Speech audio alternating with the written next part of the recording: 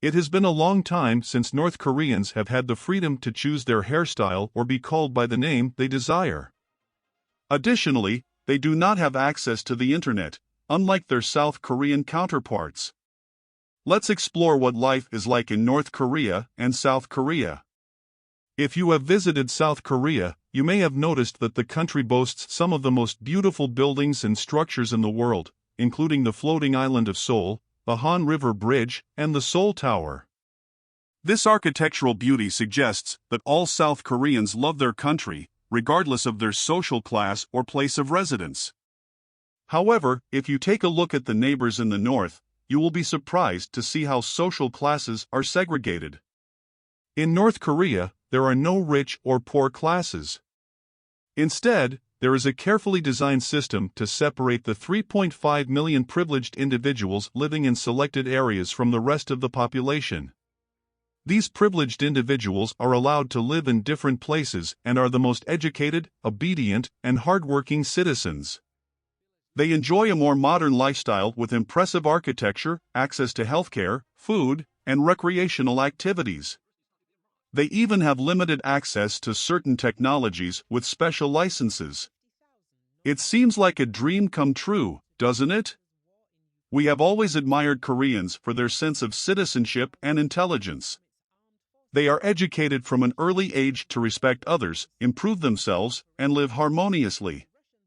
They excel in their fields and are unbeatable in this aspect. However, although it may not be obvious, there are some differences between South Koreans and North Koreans. In South Korea, regardless of wealth, everyone receives the same high-quality education, whether in public or private schools. The country embraces all cultures from around the world.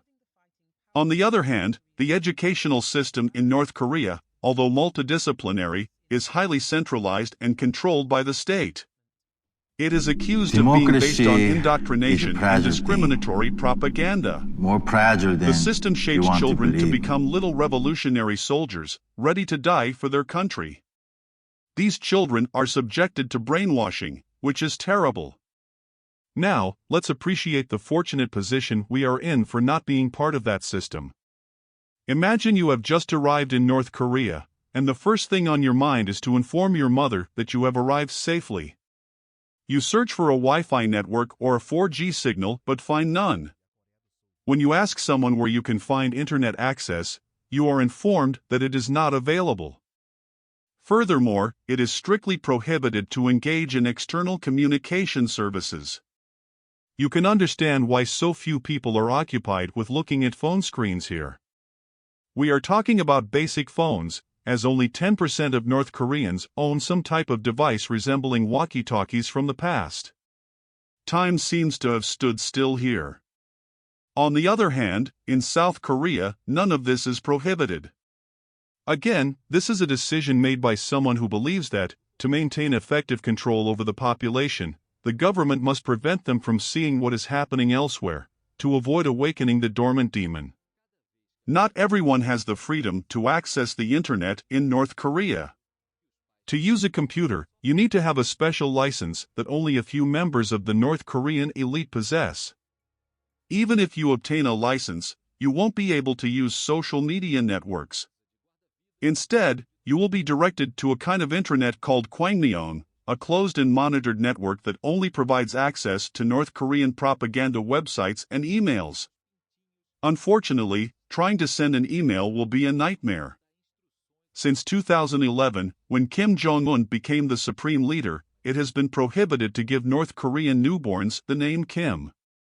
Nobody can be named like him. If you are in North Korea as a tourist and ask a tour guide if there is a church nearby, they will tell you that it is forbidden to display any overt religious signs. In North Korea, religious freedom is non-existent. The state aims to eradicate or convert all believers to the atheistic ideology, with a focus on worshipping the sole leader, practically a god, Kim Jong-un. If you refuse to follow this ideology, you may be arrested, banned, or deported to an isolated place from the rest of the world. Since the establishment of the communist regime in 1953, several 100,000 people have disappeared overnight. If you believe in God, you can always try to pray a little, although the situation is not as good compared to leaving the country. If you are in North Korea on a professional mission and decide to rent a car, you will be surprised to find out that there are no cars available for North Korean citizens. The state prohibits North Koreans from owning cars. Additionally, there are no traffic lights or road signs.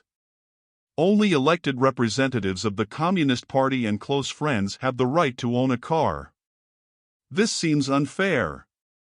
You would have liked to be sent to South Korea, where people are free to move around as they wish, whether in luxurious cars or not.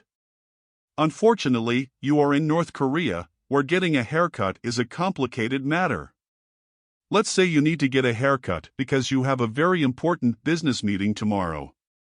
When you arrive at the hair salon, instead of explaining what you want, the hairdresser shows you a poster with various haircuts. It seems that North Koreans are not very fortunate when it comes to choosing their hairstyle. In fact, in North Korea, people are not allowed to be called Kim, but they are required to have the same haircut as the leader. Additionally, all citizens are molded to be perfectly fitting soldiers in the communist mold, avoiding any exposure to Western culture. You have a love for South Korea and were planning to live there for a few years to gain good work experience. However, all the job applications you sent received only one response from a company in North Korea, offering a job as a mechanic instead of the auditor position you desired.